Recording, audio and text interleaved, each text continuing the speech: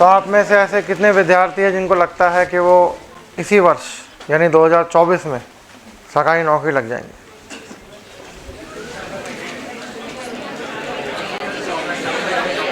तो एक बात तो ये पक्की हो गई, जिसका हाथ ऊंचा नहीं है वो सरकारी नौकरी नहीं लगेगा। उसकी इच्छा ही नहीं है ये कि मैं सरकारी नौकरी 2024 में लगूँ। चलो, तुम्हारा हाथ ऊंचा नहीं था, क्या कारण है कि तुमने हाथ ऊंचा नहीं किया? आपका टारगेट कोर्स कंप्लीट करना है या सरकारी नौकरी लगना? तो क्या ये नियम है कि कोर्स कंप्लीट होने के बाद ही सरकारी नौकरी लगा जा सकता? अच्छा, इधर से तुम्हारा भी हाथ ऊंचा नहीं था, पड़ोसी। Same reason. अच्छा, कहीं होगा तो ग्रेजुएशन होगा कि ग्रेजुएशन कंप्लीट नहीं हुई? तो क्या ग्रेजुएशन कंप्लीट हुए बिना सरकारी नौकरी नहीं लगते? आप तैयारी कर ही इसलिए रहे हो ताकि CHSL का एग्ज़ाम भी दे सको और आप वो नौकरी लग सको। बहुत सारे डिपार्टमेंट 10th पास 12th पास की ही नौकरी निकालते हैं, आप आराम से सरकारी नौकरी लग सकते हो। चलो, आप में से जो लोग सरकारी नौकरी लगना चाहते हैं, इनके हाथ ऊँचे हुए थे, उनकी कोई ड्रीम जॉब बताएगा कि भाई मेरी ये ड्रीम जॉब है, मैं ये जॉब पाना चाहता हूँ। हाँ, पैरामिलिट्री ज्वाइन करनी है। हाँ, और कोई?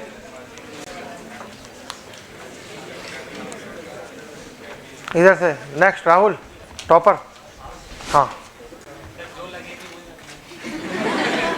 कौन से एग्ज़ाम पे फोकस कर रहे हो? SBI का। हाँ, संजय द डांसर।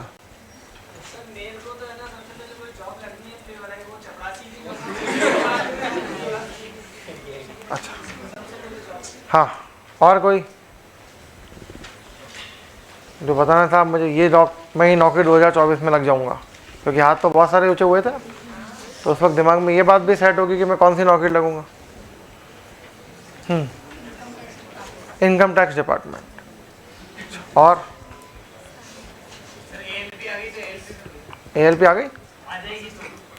और 70,000 ALP बताने, पूरे देश के सारे पॉलिटेक्निक करे हुए ITI करे लगे खाली हो जाएंगे, बचेंगे ही नहीं इस देश में, सबके सब नौकरी लग जाएंगी।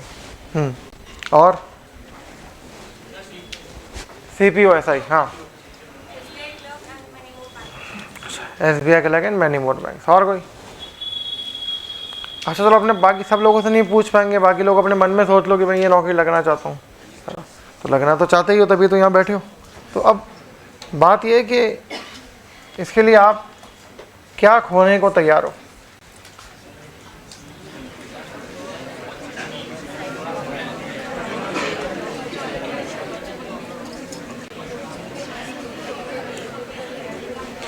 तो ये सब बात आपने सुनी होगी कि भाई कुछ पाने के लिए कुछ पाना तो आप चाहते हो, खोना क्यों, क्या तैयार हो, ये बताओ। मैं आपसे सजेशंस नहीं मांग रहा हूँ, आप जो शब्द अपने मुंह से निकालो उसको आज से त्याग देना, फिर सजेशन नहीं है। हाँ, जॉब आपकी पसंद की थी, अब सोचो कि मैं इसके लिए क्या खोने को तैयार हूँ। भाई ऐसे थोड़ी नौकरी लग जाऊंगा मैं, अगर मुझे ये पाना है तो मुझे इसके लिए कुछ खोना पड़ेगा। दोनों हाथ ऊंचे थे गौरव के। है, खोने को है, नींद है, दोस्त।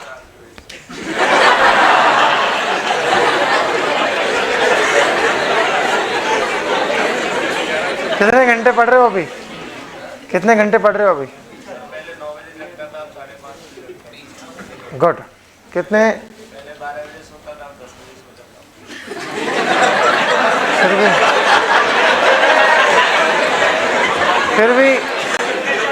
फिर भी ज़्यादा सो रहे हो,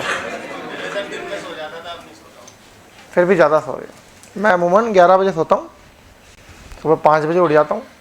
इस बीच में 2 बार 3 बार मेरा बच्चा मुझे जगा देता है। हालांकि मुझे आपको बच्चा बार बार याद नहीं दिलाना चाहिए,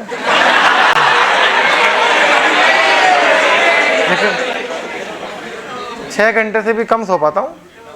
ठीक है, तो आपके पास होने के लिए नींद।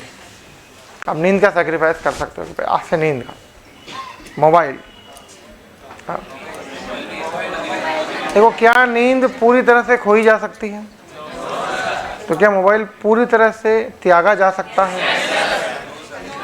नो, मेरे हिसाब से नहीं। लेकिन हाँ, आपने ये कर लिया कि भैया मैं एक छोटा फ़ोन खरीद लेता हूँ, वो छोटा फ़ोन अपने हमेशा अपनी जेब में रखूँगा, आपकी सिम उससे आराम से चल जाएगी। और जब मुझे लगेगा कि मुझे शाम को टेस्ट देने हैं तो दूसरे मोबाइल में सिम लगा लूँगा, या फिर उसको वाईफाई से कनेक्ट कर लूँगा अगर मैं हॉटस्पॉट से, या फिर मैं आधे घंटे 1 घंटे के लिए एंटरटेनमेंट के लिए देख सकता हूँ। लेकिन इसकी लिमिट हो गई कि मैं रात को सोने से पहले देख लूँगा, ख़त्म काम। तो त्यागो। और क्या त्याग सकते हो? दोस्त, फंक्शंस, है ना, बहुत सारी चीज़ें आपके पास त्यागने को, बहुत सारी। तो भैया जो जो ड्रीम जॉब आपने सोची उसके लिए अपने मन में प्रण ले लो। सारे के सारे रेजोल्यूशन 1 जनवरी को थोड़ी लिए जाते हैं, क्योंकि अमूमन 1 जनवरी को या 1 जनवरी से 7 जनवरी के बीच में पूरी दुनिया में सबसे ज़्यादा सब्सक्रिप्शन लिए जाते हैं जिम के, सबसे ज़्यादा। और फरवरी में सबसे ज़्यादा एंड होते हैं उनके सब्सक्रिप्शन। वो 1 महीना भी नहीं चल पाते, क्योंकि वो पहले तारीख को जोश जागता है कि करूँगा, और 3-4 दिन तक ठीक है उसका जोश रहता है, फिर उसका जोश मर जाता है। क्योंकि करने वाला कभी 1 जनवरी नहीं सोचता है, उसके दिमाग में सेट होना चाहिए आज 19 दिसंबर है तो मैं तो आज से शुरू कर देता हूँ यार, आज से मैंने ये चीज़ छोड़नी शुरू कर दी। तो देखो, अपने आप आपको वो चीज़ याद दिलाएगी। बहुत सारे लोग क्या करते हैं कि किसी के अपने बहुत प्रिय व्यक्ति की मृत्यु हो जाने पर मिठाई छोड़ देते हैं और फिर ज़िंदगी भर मिठाई नहीं खाते। इससे 2 फायदे होते हैं। एक तो मिठाई नहीं खाने से उनकी सेहत ठीक रहती है। दूसरी चीज़, जब जब वो मिठाई नहीं खाते हैं, इनको को ऑफ़र करता लो भाई मिठाई खा लो, तो वो मना करते हैं। वो मना करते हैं, उनको याद आता है कि मैं ये मिठाई क्यों नहीं खा रहा हूँ, क्योंकि मेरे पिताजी अब इस दुनिया में और मैं उनसे बेहद प्यार करता था। तो उसका इमोशनल अटैचमेंट वो पिताजी की तरफ नहीं, बाकी लोगों की तरफ स्वतः ही बढ़ जाता है। और उसको बार बार ये बात रिकॉल होती है कि यार मुझे भी लोगों के साथ अच्छा रहना है, जैसे मैं मेरे पिताजी को याद कर रहा हूँ, मेरे मरे बाद लोग भी मुझे, और कम से कम मेरी सेहत बनी रहे। तो क्या होगा, मान लो आप में से किसी ने कहा कि यार मैं आपसे, मतलब एक प्रण ले लिया कि यार अब से मैं दोस्तों के साथ 8 बजे बाद नहीं जाऊँगा। अपने मन में प्रण ले लिया 8 बजे बाद नहीं जाऊँगा। इसका मतलब जब आपका दोस्त 8:15 बजे फ़ोन करेगा तो आपको ये बात याद आएगी कि मैंने ये प्रण क्यों लिया था, सरकारी नौकरी करेंगे, तो आपको याद दिलाएगा कि हाँ मुझे अब पढ़ना है। ठीक है, तो जो भी आपकी ड्रीम जॉब है, जो भी जॉब लगना चाहते हो, उसके लिए प्रयासरत हो, एफर्ट कर रहे हो, वो सब अपनी जगह है। धीरे धीरे चीज़ों को त्यागना छोड़ो, और जब साहब सरकारी नौकरी लग जाओगे, सारी चीज़ें वापस आपके पास आ जाएगी। फिर आपको रोकने टोकने वाला कोई नहीं होगा। ठीक है, एक क्वेरी के स्टूडेंट की थी कि अभी क्या होता है जब आप प्रीलिम्स एग्ज़ाम देते हो, मैं केवल बैंक के एग्ज़ाम में बात कर रहा हूँ, क्योंकि बैंक के एग्ज़ाम में जो क्वेश्चन आते हैं वो क्वेश्चन सेट के फॉर्म में आते हैं। कि मान लो एक पैराग्राफ दे दिया, तो उस पैराग्राफ पे कितने क्वेश्चन, 10 क्वेश्चन। ठीक है, मान लो एक क्लोज टेस्ट आ गया, तो क्लोज टेस्ट पे फिर 5 क्वेश्चन। क्लोज टेस्ट का मतलब होता है फिलर्स, जिसमें एक साथ 5 फिलर आते हैं पूरे पैराग्राफ में। रीअरेंजमेंट आता है, उसमें से फिर 5 क्वेश्चन। तो 30 क्वेश्चन जो पूछे जाते हैं, उसमें से 20 क्वेश्चन तो किस फॉर्म में आ गए, पैराग्राफ। अब मैं रीजनिंग की बात करता हूँ। रीजनिंग में आप जानते हो 5 सेट आते हैं किसके, पजल। कितने क्वेश्चन हो गए, अमूमन 23 क्वेश्चन पजल के आते हैं। ठीक है, अब प्रॉब्लम ये शुरू हो गई कि टोटल 35 क्वेश्चन है, जिसमें से ये सारे के सारे क्वेश्चन पजल वाले क्वेश्चन सेट के फॉर्म में आ रहे हैं। अब पहला क्वेश्चन लेट्स से दूँ, मैंने एक फर्स्ट जो पजल है मेरे पास में, फर्स्ट पजल का नाम है ए, फिर बी, फिर सी, फिर डी और फिर ई, और बाकी दूसरे चैप्टर वाइज क्वेश्चन है। अब होता क्या है, रेगुलर एग्जाम में जो होता है कि मान लो क्वेश्चन नंबर 1 आया पजल ए को लेके, तो क्वेश्चन नंबर 2 भी क्या होगा, पजल को लेके। कौन सी पजल को लेके, ए पजल को लेके। क्वेश्चन नंबर 3 भी किसको लेके होगा, 4 भी किसको लेके होगा, 5 भी किसको लेके, छठा क्वेश्चन बी होगा, 7वां क्वेश्चन भी, 8वां क्वेश्चन भी हो सकता है इस पजल में। क्वेश्चन नंबर 10 सी हो सकता है इस पजल में। 4 ही क्वेश्चन थे, किसी में 3 होंगे, किसी में 6 भी हो सकते हैं, ऐसे ही होता है रूटीन में। तो 10 में से 9 एग्जाम तो ऐसे ही होते हैं। लेकिन कभी कभार एग्जाम में ऐसा भी होता है कि पहला क्वेश्चन पजल ए को लेकर के है, आपने इसको सॉल्व किया, 5-7 मिनट लगाए, इस पे एक ही क्वेश्चन आया बस। जिस पजल को आपने 5-7 मिनट दे करके 5 क्वेश्चन करने थे, उस पर केवल तो अगला क्वेश्चन कौन सा? पजल। चलो आपने ये सॉल्व करी, फिर इस पर भी एक ही क्वेश्चन। तीसरा क्वेश्चन आ गया पजल सी का। टोटल आपको 20 मिनट मिलते हैं। प्रीलिम्स में कितने मिनट मिलते हैं? अब 20 मिनट में क्या कर लोगे भाई? खेल ही खत्म हो गया तुम्हारा, 25 मिनट तो यहीं खत्म हो गए। अब होता क्या है, आप यहाँ पर आके घबरा चुके होते हो, आपको ये मालूम होना चाहिए कि बैंक एग्जामिनेशन ऐसा करता है। अब आप देखोगे तो चौथा क्वेश्चन वापस पजल ए का होगा, जो कि आप सॉल्व कर चुके हो। है समझ में?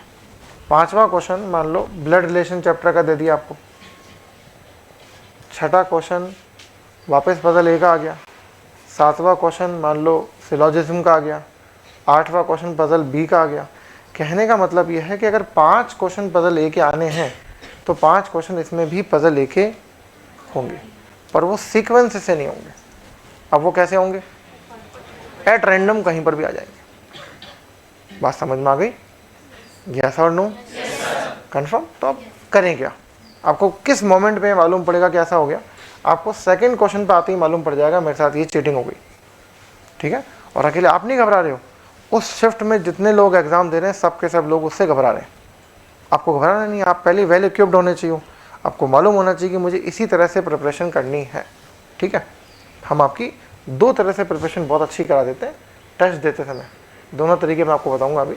खैर, अब ऐसी सिचुएशन में क्या करना चाहिए? पहले से ही आपके पास प्रैक्टिस करी होनी चाहिए। तो जब मेरे साथ में पहली बार एग्ज़ाम में ऐसा हुआ था तो with in fraction of second मैं समझ गया था मुझे क्या करना है। आप में से को बताएगा क्या करना चाहिए? क्या मैंने आपको पहले कभी बता रखा है क्या करना चाहिए? फिर आप नहीं। हाँ,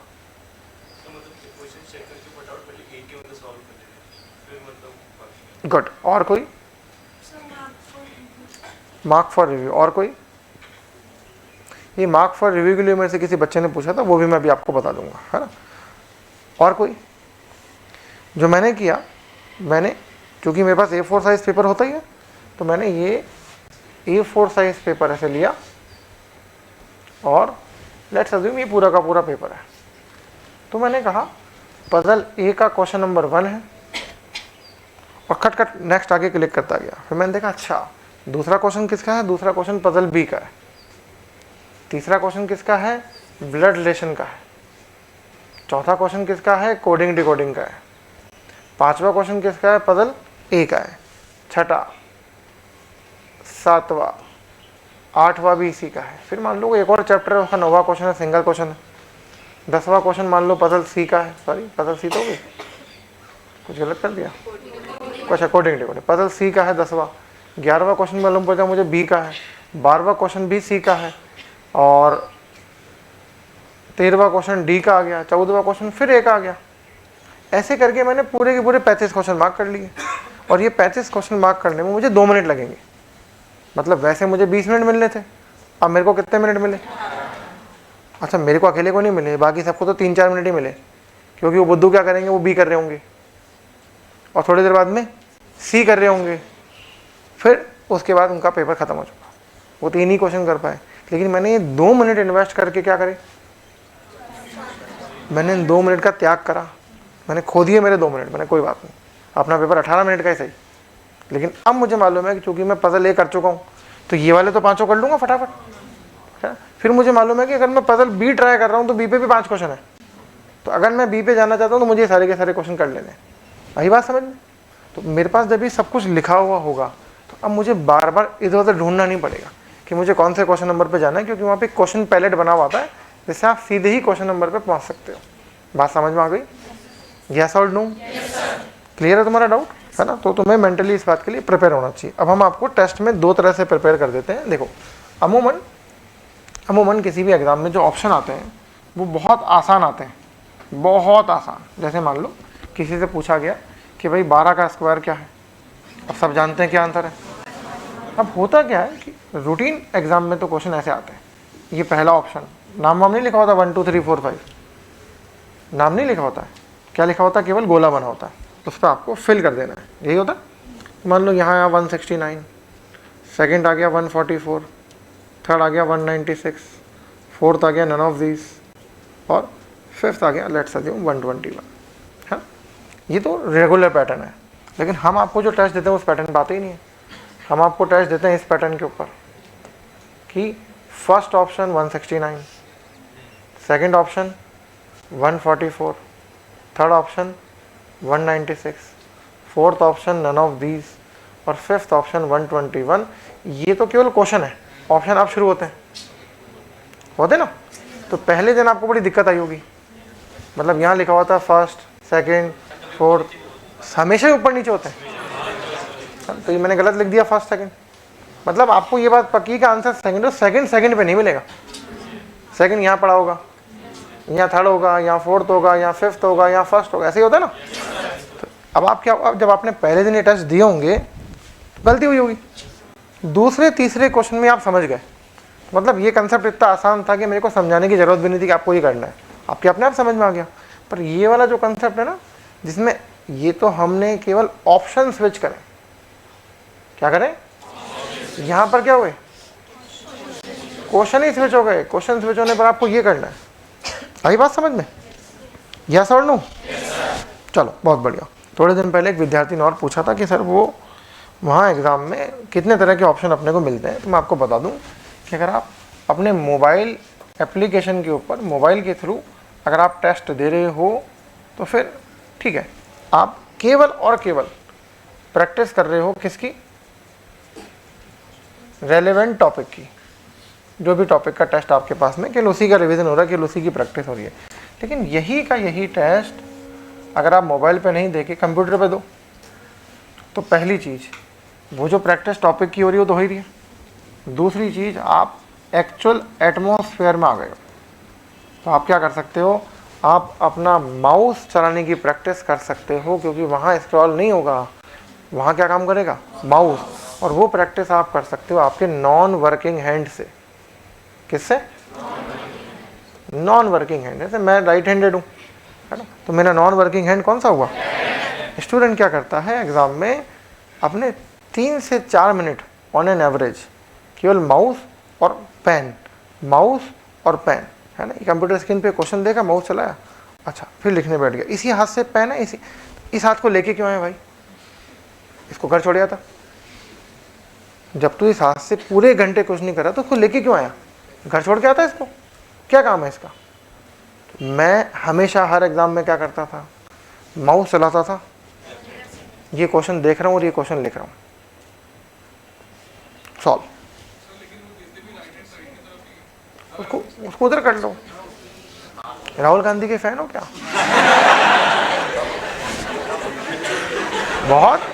बहुत इजी होता है, सुनो, बहुत इजी होता है। आप वहाँ गए, आपने माउस का तार ऊपर से घुमाया, पीछे इधर आ गए वो, और उनको ऑब्जेक्शन भी नहीं होता है। एंड इफ दे ऑब्जेक्ट, उनको कहो मैं लेफ्ट हैंडेड हूँ, उनको कहो मैं लेफ्ट हैंडेड हूँ, मुझे माउस इधर चाहिए, वो तक देंगे। आई बात समझ में? अच्छा, जो लोग जनरली लेफ्ट हैंडेड होते हैं वो माउस राइट से चलाते हैं, देखना कितने आप में से लेफ्ट हैंडेड? माउस कौन से हाथ से चलाते हो? देख लो, तो इनको तो फायदा है ना, ये अपने दोनों हाथ को काम लेना है, इससे माउस चला रहे होंगे, इससे लिख रहे होंगे। तो राइट हैंडेड वालों को भी यही करना चाहिए ना कि लेफ्ट से क्या प्रैक्टिस करें। अब आप सारे के सारे टेस्ट की प्रैक्टिस कैसे कर रहे हो? मोबाइल एप्लीकेशन पे कर रहे हो। तो आपकी क्या हो रही है, केवल टॉपिक की प्रैक्टिस हो रही है। अगर आप यहाँ कर रहे हो तो प्रैक्टिस टॉपिक की भी हो रही है, प्रैक्टिस एटमॉस्फेयर की भी हो रही है, और माउस चलाने की भी प्रैक्टिस हो रही है। प्लस आपको ये मालूम पड़ जाता है कितने तरह के वहाँ पर आपको चॉइसेस दिए जाते हैं। ऐसे एक बॉक्स बना आएगा जिसमें आएगा, मान लो लेट्स अज्यूम इसमें वाइट रंग है, तो ये आता है नॉट विजिटेड। ये वाइट रंग से आपको वो सारे के सारे क्वेश्चन दिखा देगा जो अभी तक आपने देखे ही नहीं है, मतलब उस क्वेश्चन नंबर पे आप गए ही नहीं हो, ठीक है। फिर ग्रीन रंग पे दिखा देगा विजिटेड, नहीं, ग्रीन रंग पे अटेम्प्टेड, करेक्ट नहीं है, क्या है, अटेम्प्टेड। मान लो इस पे ग्रीन रंग दिखा दिया इन्होंने, एक पे ब्लू रंग दिखा देगा, ब्लू का मतलब होगा विजिटेड बट नॉट अटेम्प्टेड, कि विजिट तो आपने कर लिया पर अभी तक आपने क्वेश्चन अटेम्प्ट नहीं किया। अब एक आता है attempted and mark for review, mark for review, mark for review, और एक आता है मार्क फॉर रिव्यू। ये 5 चॉइसेस आपके पास किसी भी एक क्वेश्चन को लेके हो सकती है ना, छठी चॉइस नहीं होती है। मान लो मैंने पेपर शुरू किया तो जो 100 क्वेश्चन मुझे दिख रहे हैं वो 100 के 100 क्या हैं, नॉट विजिटेड है। अब मैं पहले क्वेश्चन पर आया तो मेरा पहला क्वेश्चन तो क्या हो गया, विजिटेड हो गया। अब विजिटेड करने के बाद में मैं उसको अटेम्प्ट भी कर सकता हूँ और कुछ भी कर सकता हूँ, 2 चॉइस होगी ना। तो पहला क्वेश्चन या तो मैंने अटेम्प्ट कर लिया या फिर मैंने अटेम्प्ट नहीं किया, इन दोनों में से एक कैटेगरी में चला जाएगा विजिट करते ही। अब क्या हो सकता है, होकर मान लो मैंने विजिट करा, अटेम्प्ट नहीं करा, लेकिन उसको मार्क फॉर रिव्यू भी कर दिया। क्या कर दिया, मार्क फॉर रिव्यू का मतलब है कि यार ये मुझे अभी तो नहीं आ रहा है, पर अब लास्ट में देख लूँगा, शायद मुझे याद आ जाए। तो वो जो पूरा क्वेश्चन पैलेट बना होगा, तो मान लो इसकी कोडिंग कर दी उन्होंने पिंक रंग से, ठीक है, उसकी मुझे कलर कॉम्बिनेशन याद नहीं है, तो क्या होगा, पूरे क्वेश्चन पैलेट में आपको कौन सा रंग ढूंढना है, पिंक रंग। यार बाकी सब तो मैं विजिट कर चुका हूँ, मुझे नहीं आते थे या मेरे को आते थे, लेकिन ये वाले मुझे शायद आते थे, और मुझे क्या करना है, इसको रिव्यू कर लेना है, शायद मैं इसको अब कर सकता हूँ। और ये वाला मान लो इन्होंने कर दिया, हाँ जी, मान लो ये वाला उन्होंने रेड कर दिया, ठीक है।